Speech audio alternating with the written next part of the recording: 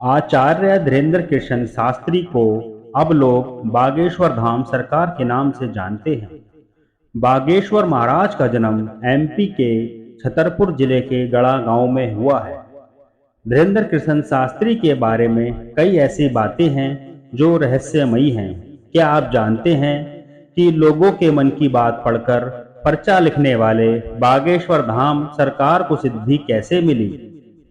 बागेश्वर धाम सरकार बचपन से ही बालाजी के भक्त थे। उन्होंने बताया कि दादा गुरु के कारण मुझे यह सिद्धि मिली। गरीबी में कटा है बागेश्वर धाम सरकार का बचपन। बागेश्वर धाम सरकार के अनुसार उनका बचपन गरीबी में बीता है। उनके पिताजी कर्मकांड करते थे। उनके घर में बहुत गरीबी थी। मैं घर में सबसे बड़ा था। त्योहार में छोटे भाई बहन को नए कपड़े और ठीक से भोजन की व्यवस्था नहीं कर सकता था। मेरे दादाजी शुरू से ही बालाजी के भक्त थे। वो बागेश्वर धाम आते थे और बालाजी की पूजा करते थे। लोग कहते थे, तुम्हारे दादाजी इतने सिद्ध पुरुष हैं तो तुम क्यों नहीं हो? बागेश्वर धाम सरकार के गुरु हैं दादाजी। दादाजी से मिलने लाल बत्ती में लोग आते थे। उनके पास सत्संग करने के लिए बड़े बड़े लोग आते थे। दादाजी की बातें सुनकर मेरा भी मन धर्म और अध्यात्म की तरफ मुड़ गया। मैं भी दादाजी के साथ सत्संग सुनने लगा। उसके बाद से मैं उन्हें अपना गुरु मानने लगा। उनकी बातों को मैं सुनता था। उन्होंने बताया कि हमारे परिवार में 10 भाई बहन हैं, लेकिन दादाजी मुझे ही केवल अपनी झूठी चाय पिलाते थे। दादाजी ने कहा था, रात में आना।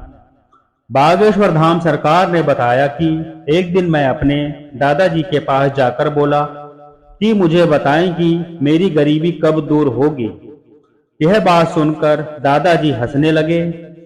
उसके बाद उन्होंने मुझे कहा कि तुम रात में आना, तुम्हें बताऊंगा।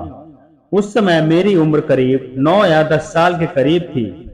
बागेश्वर धाम सरकार ने कहा कि दादाजी की बातें सुनकर मैं वापस आया और रात का इंतजार करने लगा।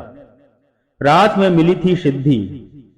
बागेश्वर धाम सरकार ने बताया कि जब मैं रात को दादाजी के पास पहुंचा तो उन्होंने मेरा हाथ पकड़ा और हनुमान जी के सामने खड़ा कर दिया। थोड़ी देर बाद वो हंसे और बोले, अब जाओ। उन्होंने मुझे कुछ भी नहीं बताया, लेकिन धीरे धीरे मुझे अजीब सी चीजों का आभास होने लगा था। कोई मेरे सामने आता था तो मैं उसका नाम जान जाता था, लेकिन कहने में संकोच लगता।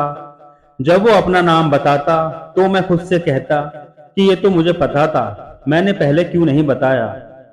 दादाजी ने दी कई सलाह।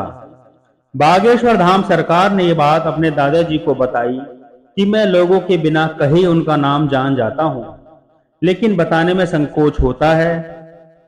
उसके बाद दादाजी ने मुझे हनुमान चालीसा पढ़ने की सलाह दी। उसके बाद मैंने हनुमान चालीसा का पाठ शुरू किया। लंबी तपस्या की और हवन किए। उन्होंने बताया कि मेरा सबसे ज्यादा लगाव मेरे दादाजी से था। ये सब होने के बाद मेरा मन घर से कम लगता था। मैं बालाजी की सेवा में अपना जीवन व्यतीत करने लगा। उन्होंने कहा, मैं कोई चमत्कार नहीं करता हूँ। वेदों और ग्रंथों में जो लिखा है उसी के जरिए लोगों के मन की बात को समझ लेता हूँ। तो दोस्तों, ये थी हमारी वीडियो कि बागेश्वर धाम सरकार को सिद्धि कब मिली, उनके गुरुजी कौन थे और उनका जीवन व्यतीत कैसे हुआ।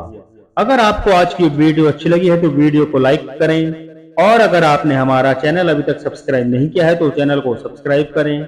साथ ही नोटिफिकेशन की बेल आइकन को प्रेस करें, जिससे आपको हमारी आगे आने वाली हर वीडियो की अपडेट मिल सके।